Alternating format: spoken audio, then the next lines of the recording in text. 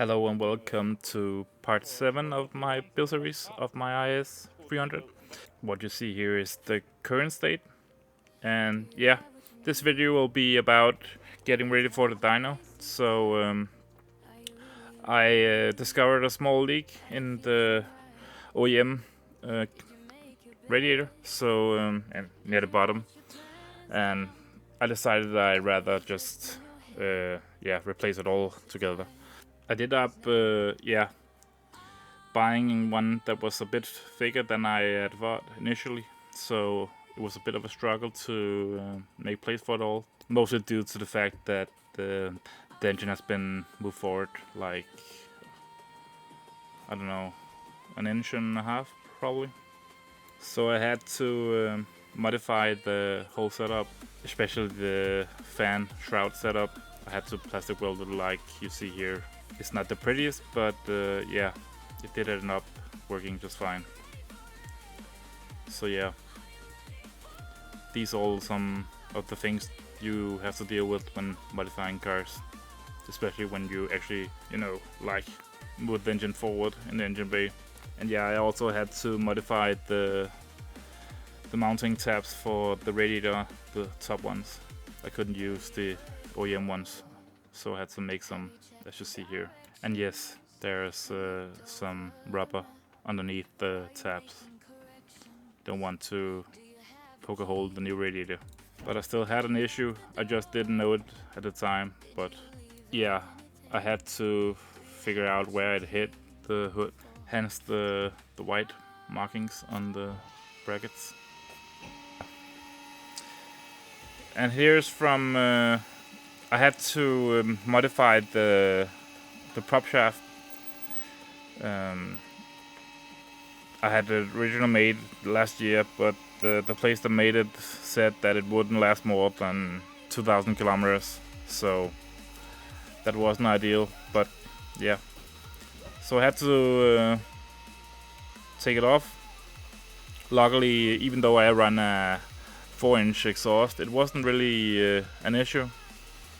I just, had to use a gearbox lift, or what is it called?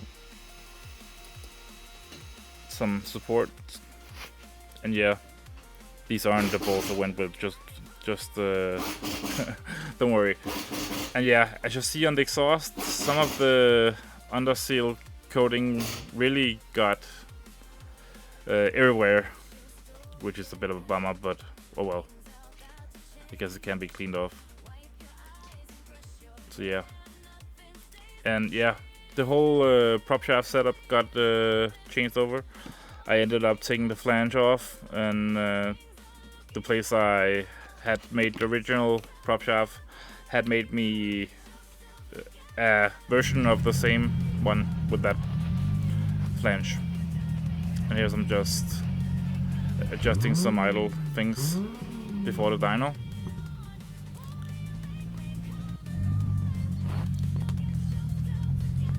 This was before the test drive, before the dyno. Yes, you can hear the gearbox is really noisy. I might replace that very soon, but yeah. And here I'm just checking coolant temps.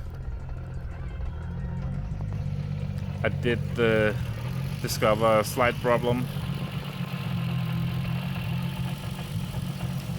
Yeah, my impromptu catch tank also works. Yeah, there was some coolant spilling out, and I had discovered it the hard way, as you see in a moment.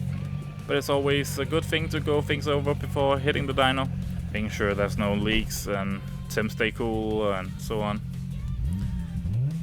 Like I said, I did discover a slight problem, but yeah, the Lexus is helping with telling me exactly how hard it is going to be when idle.